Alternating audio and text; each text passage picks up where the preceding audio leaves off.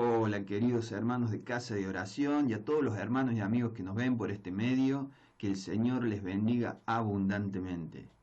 Bien, vamos a seguir, esta es la última parte del estudio titulado El cumplimiento de la promesa, esta es la parte 5 y final. Vamos a hacer un pequeño resumen.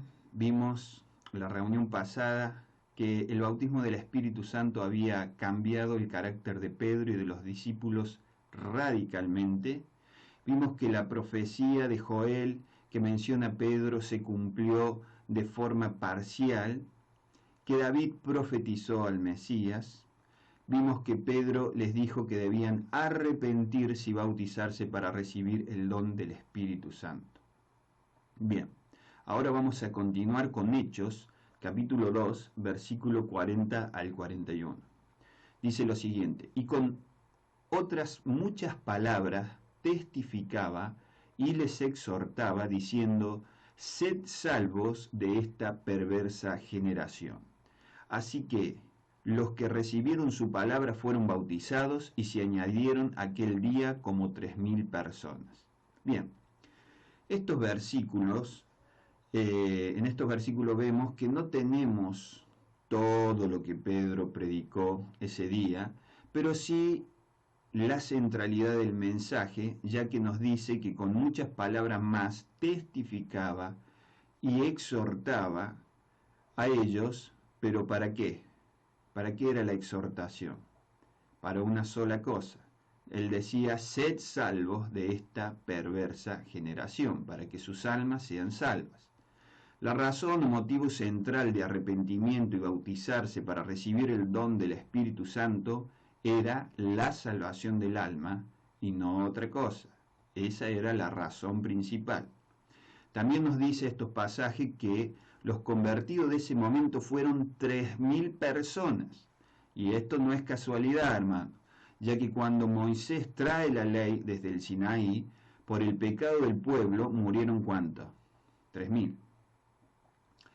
Acá podemos hacer una comparación entre la ley de Moisés, que son los mandamientos contenidos en los 5 primeros libros de la Biblia, y no únicamente los 10 mandamientos como algunos creen o afirman. Son los 5 primeros libros de la Biblia, a eso ellos le llaman Torá, es lo que le llaman ley también. Y la gracia del Señor, podemos hacer una comparación entre ellos. Juan capítulo 1 versículo 17 dice: pues la ley por medio de Moisés fue dada, pero la gracia y la verdad vinieron por medio de Jesucristo. Así que vemos una diferencia entre la gracia y la ley de Moisés entregada más de 1000 años antes de Cristo. Gálatas 3:19 dice: entonces, ¿para qué sirve la ley? Este es el apóstol Pablo. Fue añadida a causa de las transgresiones, hasta que viniese la simiente a quien fue hecha la promesa y fue ordenada por medio de ángeles en manos de un mediador.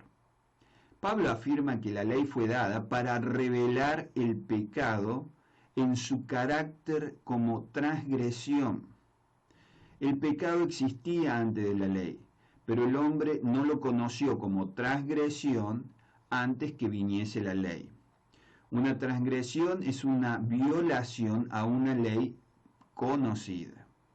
La ley fue dada a una nación de pecadores, que eran los israelitas. Ellos nunca podrían alcanzar a la justicia guardando la ley, porque no tenían el poder para obedecerla. La ley fue dada principalmente para mostrar a los hombres cuán desesperadamente pecadores eran, y lo somos, de modo que clamasen a Dios para que los salvase por su gracia, como lo hacemos nosotros el día de hoy.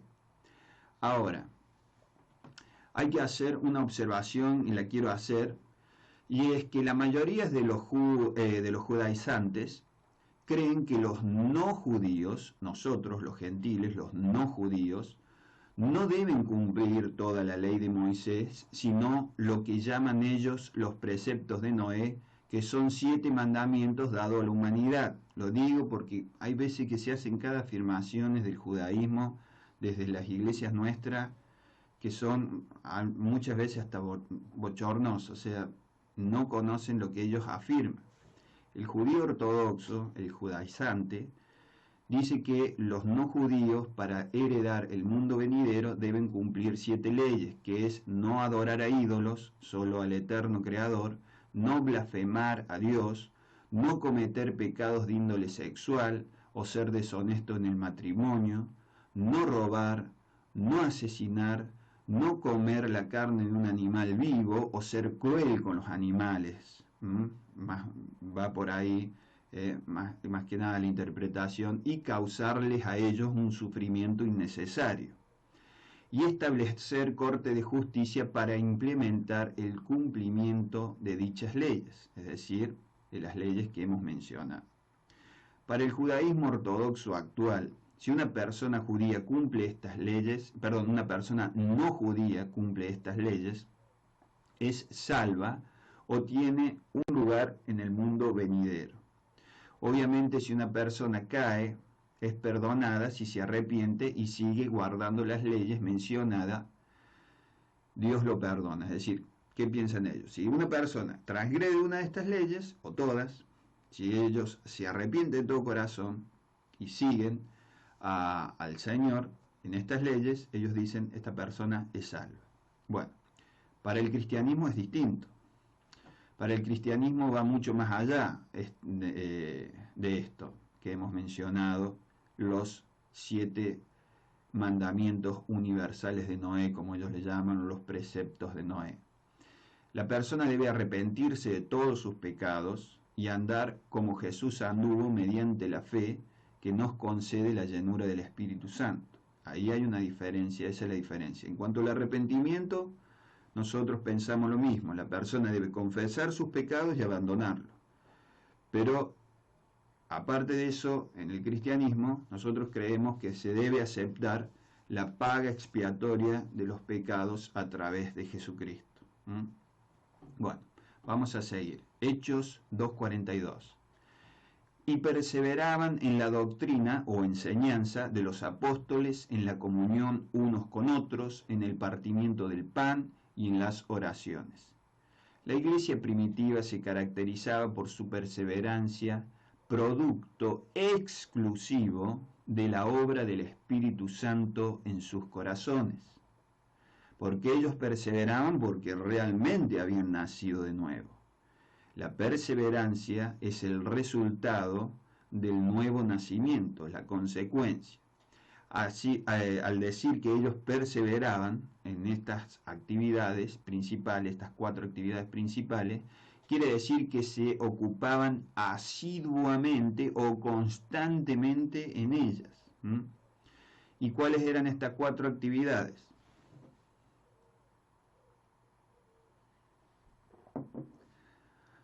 La enseñanza de los apóstoles, es decir, la enseñanza que está en el Nuevo Testamento. Jesús le dijo a ellos que debían enseñar lo que Él les había mandado. Eso está en Mateo 28:20. Ojo, que ellos tampoco descuidaban en leer el Antiguo Testamento. Que la iglesia nuestra actual, la iglesia cristiana actual, muchas veces hay muchos cristianos, gran parte de los cristianos nunca han leído ni siquiera una vez el Nuevo, mucho menos el Viejo. Debemos conocerlo, debemos leer la palabra. La comunión de unos con otros, esa es otra actividad que ellos daban importancia dentro de las 4. Esto es una realidad para también el que ha nacido de nuevo, como lo explica primero de Juan, capítulo 1, versículo 3, dice, nuestra comunión verdaderamente es con el Padre y con su Hijo Jesucristo. Las personas que tienen comunión con Dios buscan a otros que tengan esto también. Las personas que tienen comunión con el Padre buscan a sus hermanos que también tienen comunión con el Padre para estar con ellos, a pesar de las diferencias. Pues nosotros tenemos, como toda familia, tenemos nuestras diferencias entre nosotros, pero podemos llegar a tener, como ya lo hemos visto en este estudio, un mismo sentir si somos personas que buscamos la llenura del Espíritu y estamos en oración. No vamos a pensar iguales, pero vamos a tener un mismo sentir. Y vamos y podemos llegar a ser unidos. En el partimiento del pan, y esto es muy probable, y hay indicios, que ellos participaban de la cena del Señor una vez a la semana, como lo dice Hechos capítulo 20, versículo 7. El primer día de la semana, domingo, reunidos los discípulos para partir el pan. Eso dice Hechos 27. Así que lo más probable es que ellos participaran de la cena del Señor aproximadamente una vez a la semana y con una condición espiritual saludable, no indignamente o en pecado, sino íntegramente ellos participaban de esta cena. Recuerde que en 1 Corintios capítulo 11 nos habla acerca de las consecuencias de tomar la cena del Señor en pecado. En las oraciones también nos dice, es decir, que se unían para orar, interceder por ellos y por todos los hombres. Esta actividad era una parte vital del culto, como ya lo hemos visto en el primer video de esta serie, y debe seguir siéndolo siempre. Por eso le dedicamos en nuestra iglesia, en casa de oración, cada vez que nos juntamos, inclusive acá, por medio de la transmisión o el video de YouTube, le dedicamos casi 30 minutos o alrededor de... Ahora a través de YouTube le dedicamos menos, pero en casa de oración cada vez que nos juntamos le dedicamos 30 minutos a la oración. ¿Por qué? Porque debemos perseverar en oración, unirnos en oración, darle el lugar a la oración que le daban los primeros cristianos.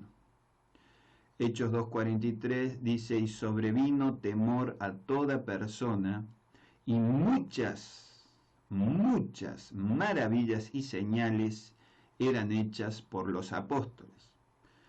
Esto quiere decir que al pueblo le vino un sentimiento de asombro reverencial.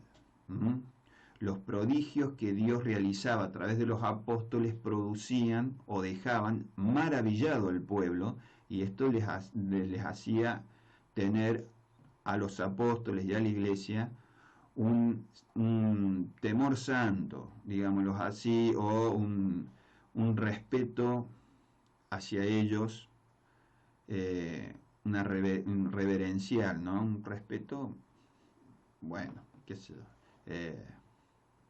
considerable, esa es la palabra que no encontraba, hacia la iglesia. Las señales eran milagros que orientaban a las personas hacia la enseñanza de los apóstoles. No eran porque sí los milagros que nosotros leemos en el Nuevo Testamento tienen como objetivo principal que nosotros prestemos atención a la enseñanza que está en esa palabra, ¿no? Que estos mismos apóstoles nos dieron a nosotros. El milagro no tiene un fin en sí mismo. Siempre también hay un objetivo espiritual, una enseñanza, llamar la atención para escuchar el mensaje central de salvación que tiene la Escritura. Lo digo porque muchas veces hay hermanos que predican de milagros, oran por milagros, cantan de milagros, y está, o sea, no tiene nada de malo pedirle al Señor que haga un milagro en la vida de una persona necesitada, no tiene nada de malo, pero la centralidad no son los milagros, es la salvación.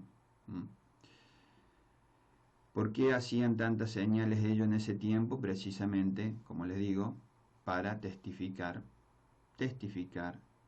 la palabra escrita en la Biblia.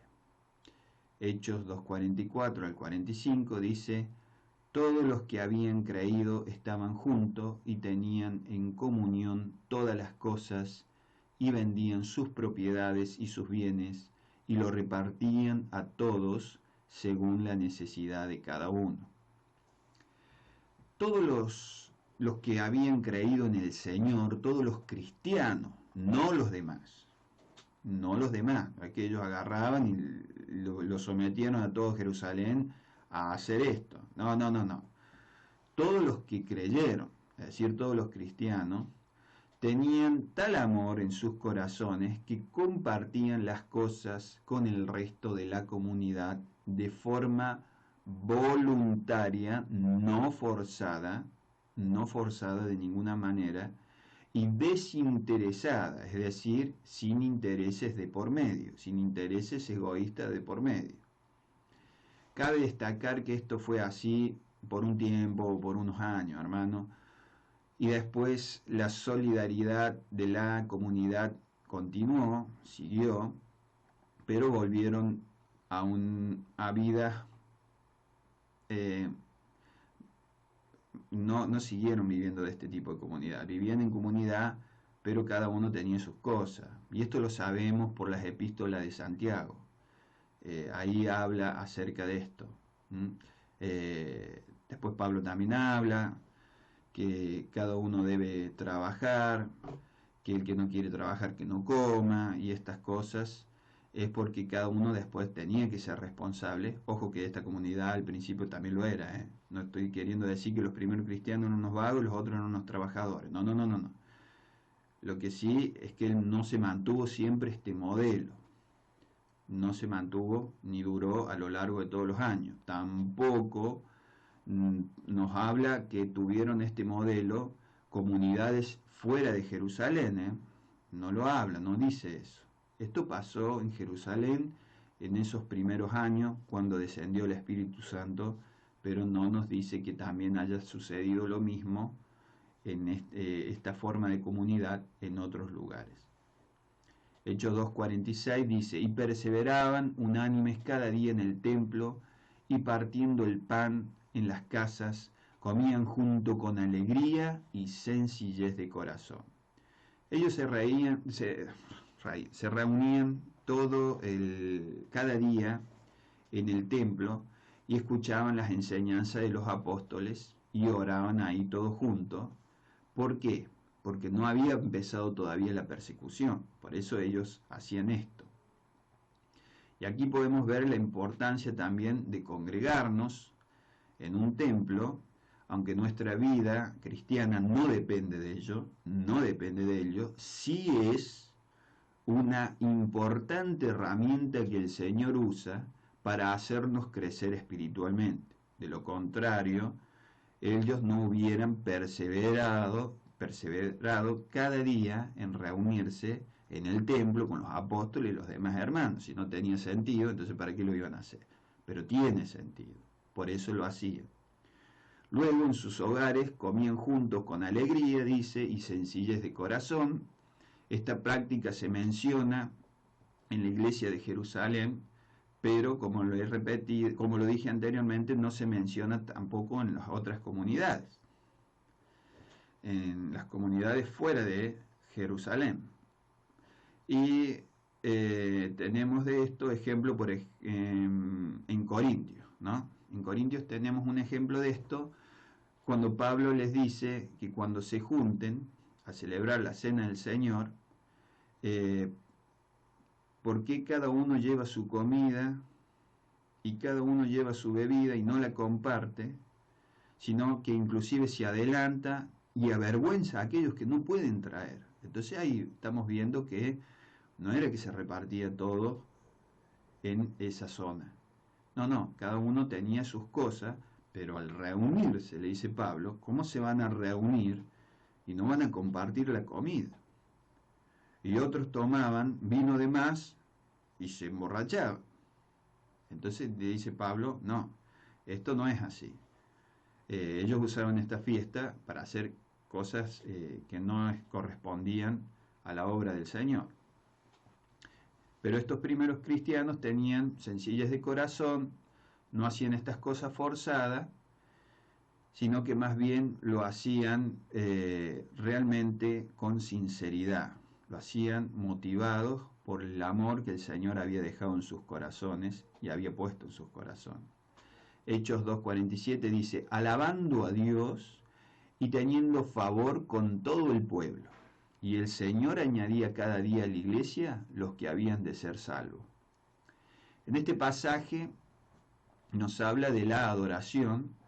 Nosotros debemos tenerlo en cuenta y debemos humillarnos ante el Señor y adorarle, exaltarlo, glorificarlo, santificar su nombre. Debe ser un hábito en nuestra vida, en nuestro devocional, en nuestro tiempo de oración. Pasar tiempo adorándole cuando tenemos nuestro tiempo devocional. Es necesario, hermano. ¿Usted sabe por qué? Porque esto es justo. Es justo que nosotros adoremos a nuestro Dios y nos humillemos delante de Él. Es justo, porque Él es digno de nuestra adoración y todo nuestro reconocimiento. Dice que tenían favor con todo el pueblo. Ahora bien, vamos a hacer una observación.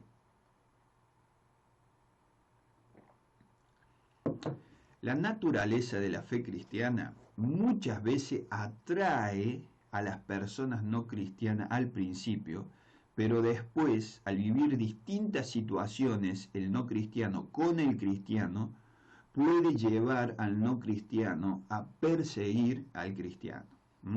Por eso Jesús advierte de tener cuidado con la popularidad. Lucas 6:26 dice, ay de vosotros cuando todos los hombres hablen bien de vosotros, porque así hacían sus padres con los falsos profetas. Nosotros debemos poner nuestros ojos en el Señor, no en las personas.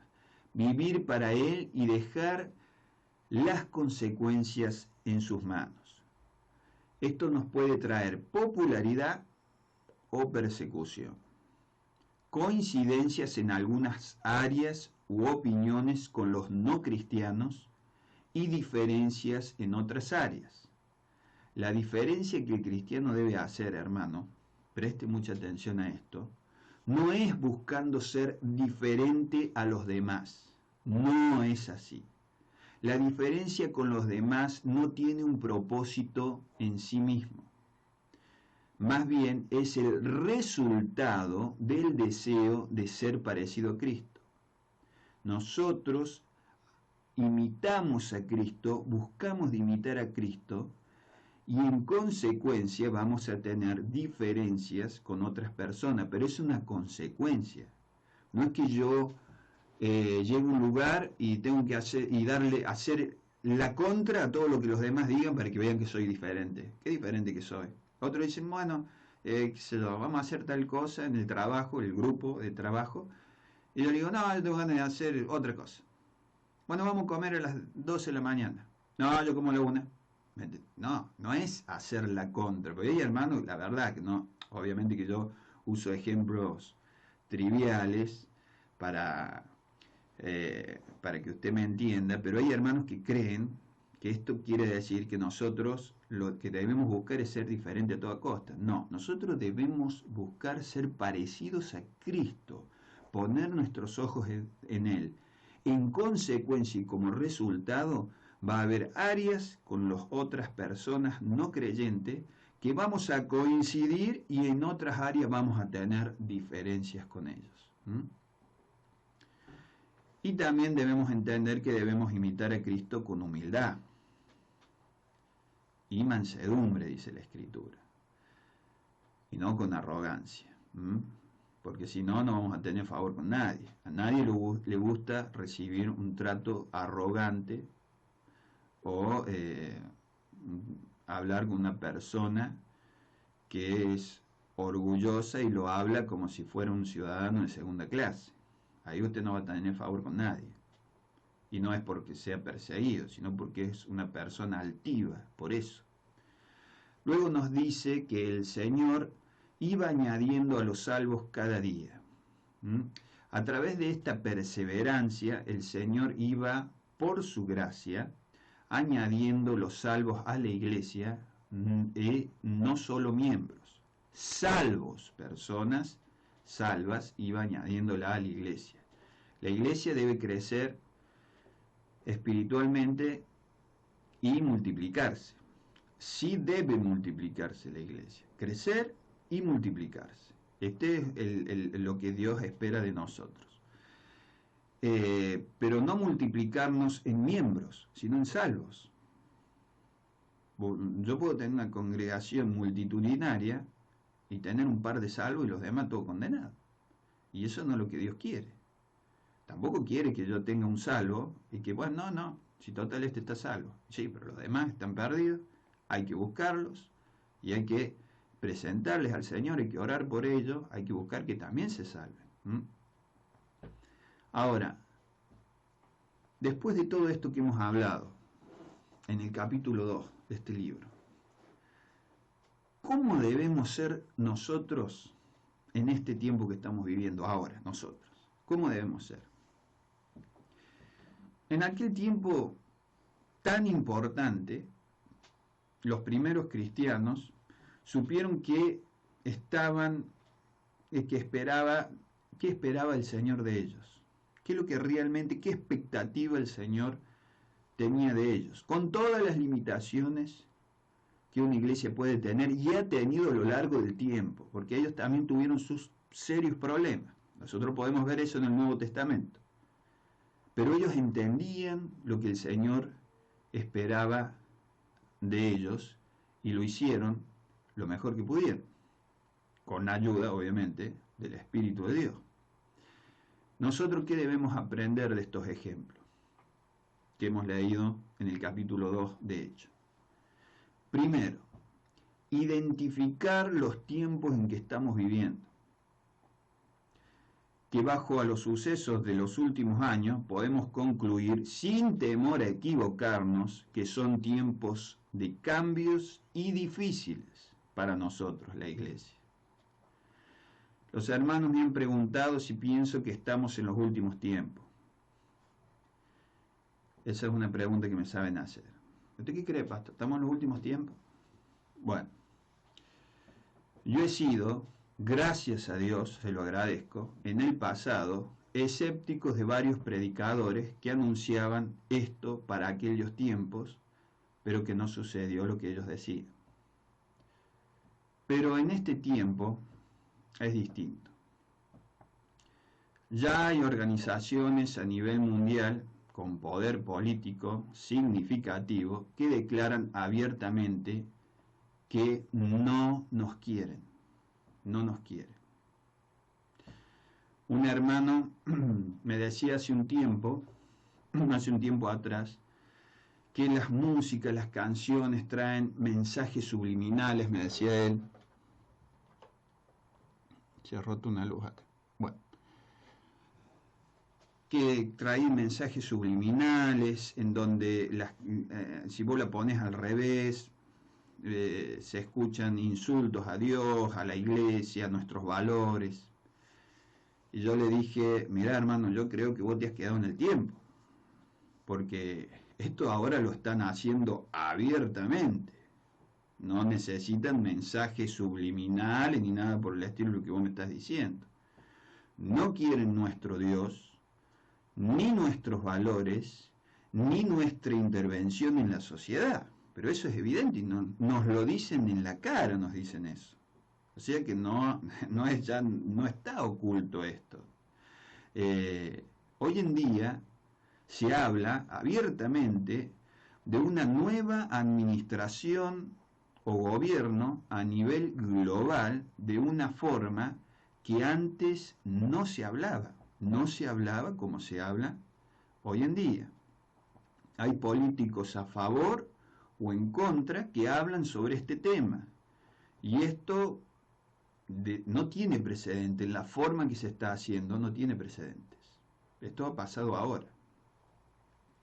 Ahora, la persecución a la iglesia puede recrudecer, y escuche bien, significativamente, y debemos estar preparados para ello.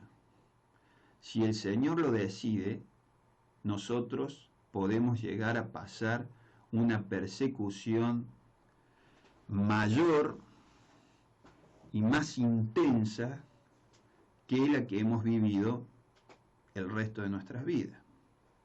Recordemos que, hermanos, en otras regiones son martirizados por causa de la fe. Si usted no lo sabía, yo le invito a ver las publicaciones del ministerio Open Doors o Puertas Abiertas, que se dedica precisamente a ministrar a cristianos perseguidos.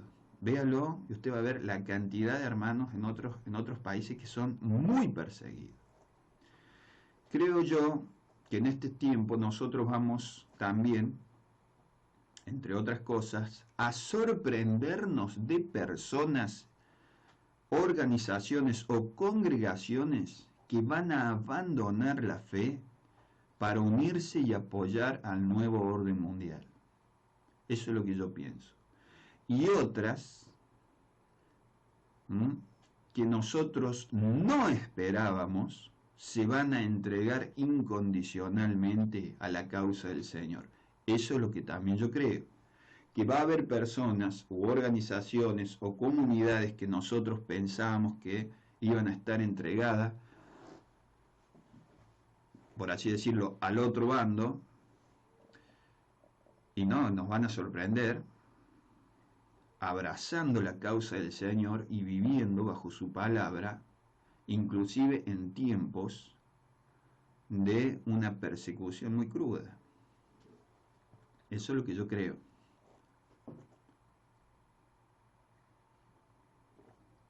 Segundo, si el Señor nos ha elegido para vivir en estos tiempos, nosotros nos debemos preguntar qué clase de cristiano Él querría o Él pondría en estos tiempos en que nosotros estamos y qué espera que nosotros seamos.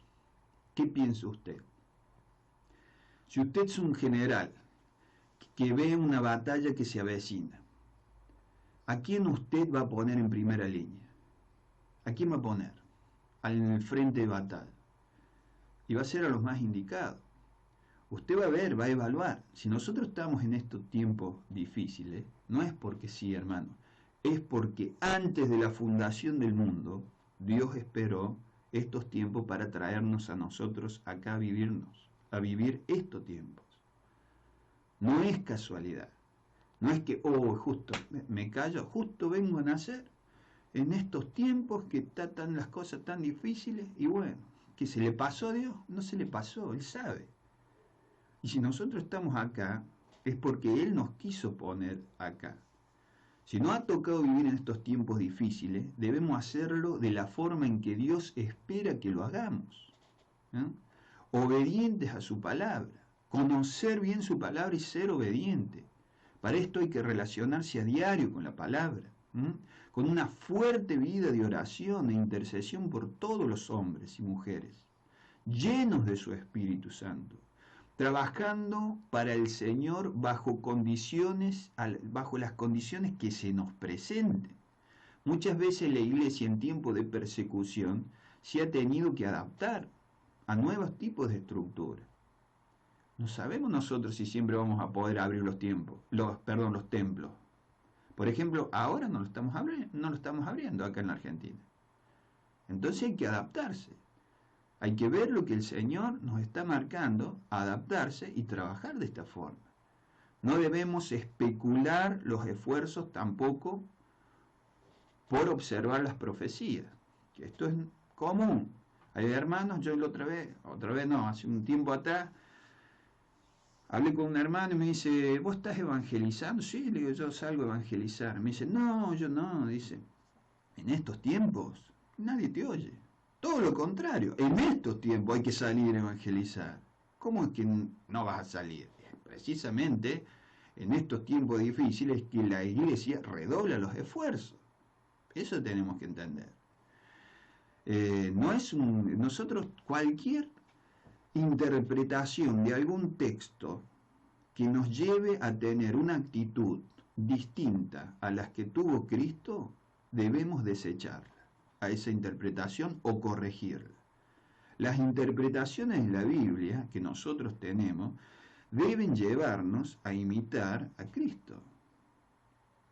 Pues ¿cómo va a ser que la profecía después nos lleve a ser diferente al Señor? ¿Cómo era el Señor? ¿Una persona resignada? No, era una persona que era muy luchadora.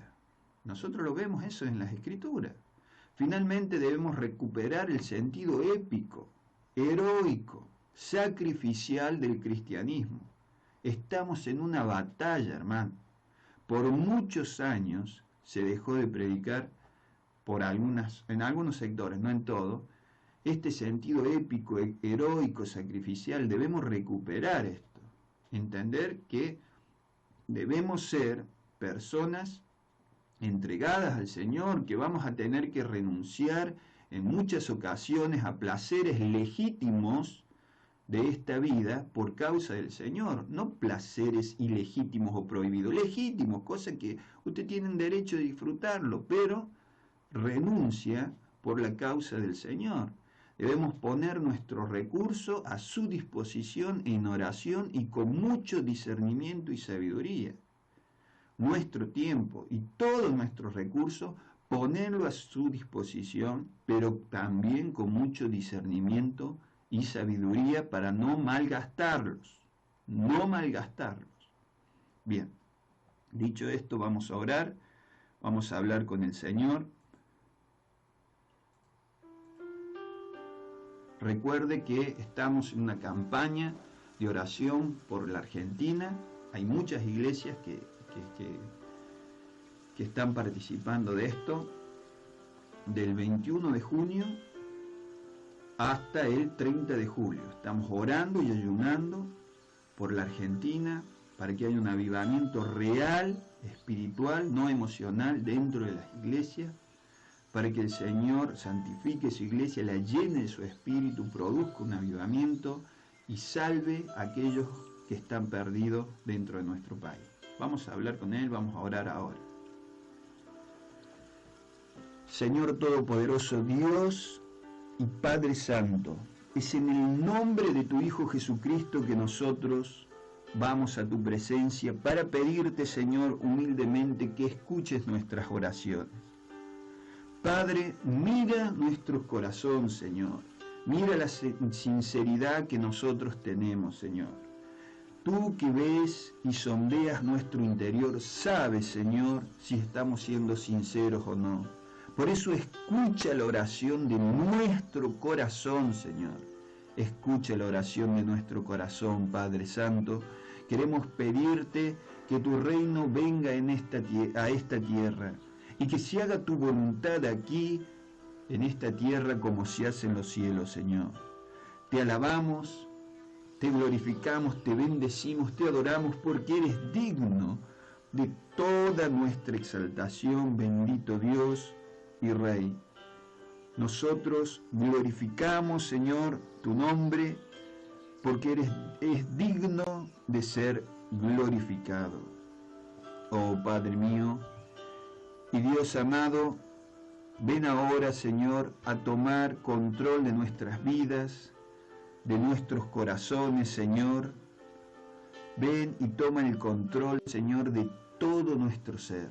Nosotros nos rendimos voluntariamente e incondicionalmente a ti.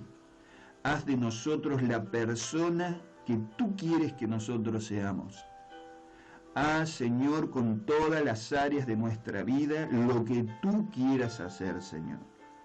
Bendito y Padre Santo, que seamos agradecidos en toda situación como tu palabra lo ordena, Señor. Porque sabemos que todas las cosas le ayudan a bien a aquellos que te aman. Todas las cosas, y debemos aceptarlo así. En toda situación debemos ser agradecidos. Padre y Dios amado, queremos suplicarte también por toda nuestra congregación, para que tú renueves los deseos de nuestros corazones por tu presencia, por aprender y crecer en tu palabra. Señor, que tomemos conciencia nosotros y el resto de las congregaciones y de los hermanos queridos en qué tiempo estamos. Muéstranos claramente en qué tiempo estamos, Señor, y qué tipo de cristiano, personas tú quieres que seamos nosotros. Que estemos totalmente entregados a ti, Señor.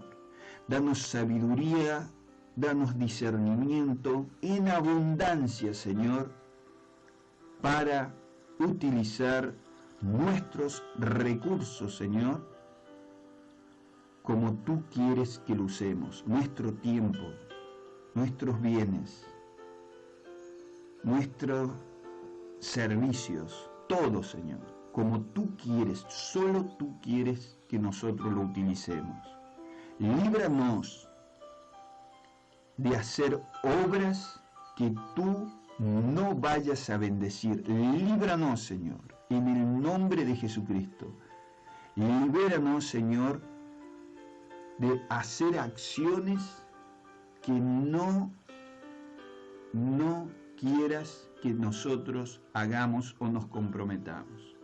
De participar de ministerios que tú no has pensado para nosotros, no porque sean malos, sino porque tú nos quieres en otra área. Por favor, Señor, ordena nuestra vida conforme a tu voluntad. Padre Santo y Dios amado, renueva el deseo de orar, de interceder. Pon carga en nuestras oraciones, en nuestro corazón, Señor. Pon la carga en nuestro corazón. Y que en este momento, Señor, muchas personas en este país y en el mundo entero se vuelvan a ti. Te rogamos, Señor, envía obreros a la mies, envía obreros a la mies. Levanta personas a lo largo y a lo ancho de este mundo, llenas de tu amor, sabiduría, llenas del poder de tu Espíritu Santo, Señor, en todo el mundo. Toca los corazones, Señor, de todas las personas influyentes de esta sociedad. Toca los corazones de todos los políticos, de todos los servidores públicos, de todos los jueces, de todos, Señor, y cada uno, Señor, de estas personas que tienen influencia en esta sociedad y toman decisiones importantes. Obra en esas personas, Señor. Libéralas, Señor. En el nombre de Jesucristo te pedimos, deshace toda obra del diablo que estuviera en sus vidas, Señor. Toda esclavitud, todo sometimiento, Señor. Líbralos en el nombre de Jesucristo. Dales esa libertad que solamente tú puedes dar, Señor, a ellos y al resto de nosotros, Señor, al resto de los seres humanos. Tu palabra dice que donde está el Espíritu de Dios, ahí hay libertad. Líbranos, Señor. Líbranos de los deseos de los ojos, de los deseos de la carne y de la vana gloria de la vida. Líbranos de toda idolatría, de toda codicia. Líbranos, Señor, de toda inmoralidad. Líbranos de todo engaño, de estar engañados o de engañar a otras personas. Libéranos de las tentaciones, Señor, y llénanos de tu presencia. Oh poderoso Padre y poderoso Dios, te suplico por los enfermos de nuestra comunidad y de aquellos que nos están escuchando, o otros enfermos, Señor, en el mundo, para que tú obres en esas personas y les sanes espiritualmente y físicamente. Te lo suplico, Señor. Llega a esas personas, sánalas, Señor, dale una salud espiritual y física a estas personas, Padre. Te suplicamos, Señor, y te rogamos, en el nombre de Jesucristo, unimos nuestra fe por ellos, Señor, y te pedimos, te rogamos, sana a los enfermos, sánalos, Señor. Y te pedimos también por todas las familias, la de nuestra comunidad y la del resto del mundo, Señor. Obra, Señor, en las familias. Obra en nuestras relaciones interpersonales. Obra, Señor. Líbranos, Señor, de ser personas rencorosas, de ser personas altivas, de ser personas crueles con los demás, desconsideradas. sin empatía. Líbranos en el nombre de Jesucristo de Nazaret. Obra, Señor, a través de tu Espíritu Santo. Saca de nosotros todo aquello que no nos conviene, nos perjudica. Sácalo de nuestras vidas, Señor. Toda actitud o hábito que nos perjudique, aléjalo de nosotros, Señor. Todopoderoso Dios y Padre Santo, obra también en nuestras vidas económicas, materiales. Danos, Señor, el pan de cada día, espiritual, pero también físico, Señor. Te lo suplicamos. Señor, líbranos de ser personas perezosas, malos administradores, avaros, Señor, que no tengamos excesos, Señor, que nos perjudiquen. Líbranos, Señor, pero suple también nuestras necesidades. Danos, Señor, aquellos que necesitamos, Padre Santo y Dios amado, en el nombre de Jesucristo. Y danos, Señor, concédenos dones, Señor, de administración, que sepamos administrar bien nuestras cosas, Señor. Danos sabiduría para administrar nuestros bienes, para tomar los riesgos que sean realmente necesarios, Señor, o para abstenerse de tomar riesgos, Señor, que no son necesarios. Ayúdanos, enséñanos, Señor, danos sabiduría. Padre bendito, te glorificamos por todo, te agradecemos por todo, Señor, por todo lo que nos das a nosotros y a tu creación. Te damos gracias, Rey de toda gloria. Te damos gracias por todo, bendito Señor, por todo lo que tú eres, por todo lo que tú representas, Señor, por todo lo que tú haces. Te damos gracias, bendito Dios. Gracias por tu sabiduría y tu palabra. Muchas gracias, Señor. Bendecimos y glorificamos tu nombre. Alaba, oh alma mía, a Dios. Alabaré a Dios en mi vida. Cantaré salmos a mi Dios mientras viva. No confíes en los príncipes, ni en hijo de hombre, porque no hay en él salvación. Pues sale su aliento y vuelve a la tierra. En ese mismo día perecen sus pensamientos. Bienaventurado aquel cuyo ayudador es el Señor Dios de Jacob, cuya esperanza está en el Señor su Dios, el cual hizo los cielos y la tierra, el mar y todos los que en ellos hay, que guarda verdad para siempre, que hace justicia a los agraviados, que da pan a los hambrientos. Dios libera a los cautivos, Dios abre los ojos de los ciegos, Dios levanta a los caídos, Dios ama a los justos, Dios guarda a los extranjeros, al huérfano y a la viuda sostiene, y el camino de los impíos trastorna. Reinará Dios para siempre, tu Dios, oh Sión, de generación en generación. Aleluya. Gracias, Señor. Muchas gracias por todo lo que tú nos das. En el nombre de tu Hijo Jesucristo. Amén. Bueno, querido hermano, estamos terminando. Recuerde, aquellos que quieran participar, yo le exhorto, le incito, le motivo que participen de estos días de oración y ayuno, para los que puedan ayunar también. Si usted tiene duda, usted pregúnteme cómo es el ayuno, yo no tengo problema de decirle cómo se hace. Para los que quieran participar, nosotros vamos a estar orando a las 6 de la mañana y a las 11 de la noche. Algunos hermanos pueden orar a las 6, otros a las 11, otros los dos horarios, otros no, y bueno, se buscan un horario diferente. El Señor sabe, si usted no puede, no puede. Es así. Pero si usted puede, trate de estar en alguno de esos horarios, y si usted puede en los dos participe de la oración. Te mando un fuerte abrazo y que el Señor te bendiga. Ya nos estamos viendo el próximo domingo a las 19:30 horas, si el Señor lo permite. Un fuerte abrazo.